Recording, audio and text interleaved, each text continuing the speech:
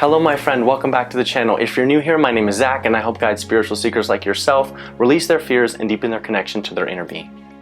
I'm going to start this video by saying something that may seem a little hurtful, but true. And that is that God, Source, does not owe you anything. Now I know what you're thinking. Zach, what are you talking about? You talk about how our spiritual guides, how our inner being, how God, its Source itself, wants you to have what you want. And that is true. But God doesn't owe you anything. You being here right now is the gift. You were not thrust upon this earth, no matter what any book has ever said. You chose to be here of your own volition. You, as a spiritual master being, chose to be here now in this human form. And so, understanding that is the task. That is the journey, the inward journey, the hero's journey, the spiritual journey. It is the understanding that no spiritual force owes you anything because you've already been given everything. You are a gift to this world. The world is the gift to you. It's a beautiful paradox. Human existence is the gift. Why? Because we get to experience the robust diversity that is this earthly experience. The gift is to be the conscious co-creator with the God Source, with the Source, the intelligence of all that is. It is to be this beautiful divine creator, co-creating reality together and experiencing the multitudes of human emotion and of all the experiences. It's to see the beauty in the budding flower. It's to see the beauty in your child and lover's smile. It is to see the beauty in your doggy's bad breath. It is to feel joy and boredom and anger and despair and hope and love and gratitude and frustration. That is the gift. I had to learn this so many times and it's frustrating the heck out of me. That's why I'm sharing it with you. Do you think that I felt like it was fair when I did everything right to get cancer once? And then get cancer twice? And then go partially blind in my right eye? And then totally lose a hip in my right hip at 19? And then, to not be able to have kids because the radiation affected my testes. And now I have to be on testosterone. And then I had atrial fibrillation and had to get a very serious procedure to put my heart back into rhythm. And then have a 90% blockage in my widowmaker, the artery, the main artery that supplies blood to the heart muscle. Right? It can go on and on and on. I'm only 38 years old and I've done, in my mind, everything right. I've eaten right. I've exercised right. I've tried to be a good person. I've tried to be as loving and grateful as I can. And yet, unwanted things have still happened to me. And that's okay. All of those experiences are just part of my beautiful curriculum. The unwanted experiences that you and I are having are platforms for us to then co-create with this beautiful, beautiful source of creation, of all that is, the infinite intelligence, God itself. The gift is to remember that. The power in being human is to remember that. That is the awakening. And then, as Bruce Lee says, knowing is not enough, you must apply. Willing is not enough, you must do. So now that we know that, we get to apply that in our lives. The gift is the human experience in its fullness. I know we don't think it's fair when a kid gets cancer, when a person that's done right gets a chronic disease, or when they die of a car accident by somebody else's, what we think is somebody else's fault, or they get murdered. Just all the atrocious things that we could possibly conceive of in our own human minds. We think, how can that possibly be fair? Maybe that's the journey of being human. Maybe that's the gift of being human, is to recognize it's okay that these things are happening. As Ram Dass says, when something that I find to be atrocious happening in the world, when I connect with my inner self, when I connect with my heart, when I inhabit that state of being where I am fully integrated with my soul, I can look at those negative experiences, those unwanted experiences, and say, yes, and this too. That is the beauty of being human. It's to integrate my human mind with my soul, my eternal soul, right? This temporary human mind that is looking at everything through sensation, through time and space, and integrating it with the truest aspect of who I am, which is this eternal spiritual being.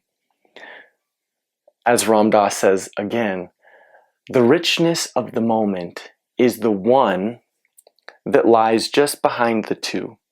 And what he's saying is that this dualistic nature that we are inhabiting, right? Good, bad, light, dark, happy, sad. Once we learn to step back and step inward, we can recognize that all of this dual nature, is part of the totality, of part of the whole, of part of the one. God doesn't owe us anything. God is not going to do the work for you. You see it everywhere in life. The work is yours, and the work is inward. The work is remembering that you came to experience all the robustness of this human existence and know that this too will end. Everything that we know will end. Eventually, the body that you love so dearly will end. The partnership that you hold so dearly will end as you understand it in this time-space reality. Everything will change. That is the gift. You are not owed anything because you're here. You're one of over 8 billion human beings currently. I don't even know how many that is since the beginning of our recorded history, not including our unrecorded history. You're not owed anything, but you get to co-create as you see fit. The journey is for you to move inward to understand that. Once I understand that I am united, that I am connected to all other things, both spiritually and physically. And even if we look at physics and the atoms, the food that I take in, it becomes part of this vessel, and then I expel it. We are all interrelated. We are all interconnected. God doesn't owe you healing. God doesn't owe you money. God doesn't owe you a home. God doesn't owe you a partnership. That's not Source's responsibility. It's yours. It's yours to understand the relationship between your thoughts, your words, and your actions. And when you understand that those 3 things guide your reality, they guide the manifestations, that reality will form as a result of those 3 things. It doesn't have to be woo-woo. It doesn't have to be this ethereal thought. It means that I can take my thoughts and my words and my actions, and I can create the reality that I see fit for me. And when things arise that are not going the way that I want them to, it's okay. And I can say yes, and this too. And once I accept that, I can redirect and say, okay, maybe I need to take account of these three things, and maybe I can change one. Maybe I'm not being as loving as I think I am. Maybe when I become objective with myself, I realize, oh, I'm kind of talking pretty negatively for the most part. I complain a lot. I'm not as grateful about the world around me that I think I am. I'm not taking the inspired action steps that I'm being pushed towards. I feel like I should be changing my diet, but I don't want to because it's hard. I feel like I should exercise or just take a walk around the neighborhood, but I don't want to because it's hard. I feel like I should just change my words through my actions and tell my partner that I appreciate them and love them, but they're not being nice to me, and it's hard and I don't want to. We resist so much of the things that want to show up into our lives because we hold ourselves in a stagnant place.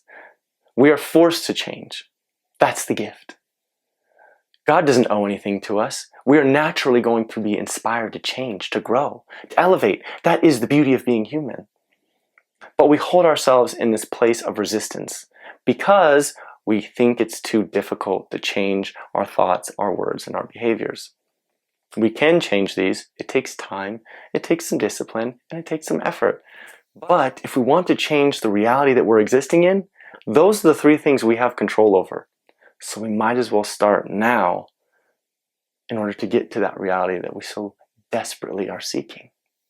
Source, as you know it, owes you nothing. You owe yourself everything. You owe yourself the ability to change. You owe yourself the ability to adapt. You owe yourself the ability to love yourself. You owe yourself the ability to find yourself worthy. You owe yourself, put in the blank. Source doesn't need you to be anything other than who you are right now. You are deserving of love because Source loves you. You are deserving of worthiness because Source sees you as worthy. You don't have to change. You don't have to become anything else. You are perfect exactly as you are. And if you feel that you want to change because you're being inspired to change, then do it. Stop asking somebody to take the steps for you. You have to take the steps for yourself to ensure that you get to the destination. When you take those steps and you take them in joy, you will unabashedly get to the destination. There's no question about it. It's just if you're willing to stop asking others to do it for you and instead take that step for yourself, inhabit that beauty that you are so imbued with, the power that is yours for the taking because it's right here. Right here. God doesn't owe you anything. Source doesn't owe you anything. Your inner being, your guides don't owe you anything. You have the ability. You've been given the tools. And if you haven't been given the tools, which you have, they will show up for you. They will show up in the form of other people wanting to help and guide you. They will show up in the form of other people through these videos. They will show up with an inspiration from within. Inspiration to be breathed in, to be filled with breath, to be filled with life. You will be inspired to make a change, to take a step, one step. That's all we need. Martin Luther King said, you don't have to see the whole staircase. You just have to take the first step in faith. Take the first step. Then take a second step. You can. You're not a statue. You can move. You have the power and the ability within you. Nobody owes you anything. You want it because it's yours, because it's waiting for you. But you have to take the steps forward. Nobody can do it for you. You will always be supported. You will always be supported. Always and forever. Always be guided. Always be guided. But guidance is not doing. Guidance is saying, this is the way. This is the way. This is the way. Your emotional guidance system is doing that every minute of every day, every second. Your emotional guidance system is saying, this way, This way, that is the most core form of guidance from your inner being. This way, this way. But you have to be willing to humble yourself. Recognize that. And then take the steps. And that's my sermon for today, my friend. Thank you so much for watching. The council said to me to tell you that you are safe, you are loved, you are protected, and you are worthy. Put your hand on your heart with me. I am safe, I am loved, I am protected, and I am worthy. Feel that right here. Do it 5 more times for yourself. You are safe, you are loved, you are protected, and you are worthy. Stop questioning it. Own it. You're important. But you have to do the work. Thank you so much for watching. I appreciate you deeply and dearly. You're amazing. If you like this video, check this one out. I think it'll help you on your spiritual journey. And until next time, my friends, my dear spiritual brothers and sisters, because that is who we truly are, I wish you well. I will see you soon. Bye. You are so worthy and so loved.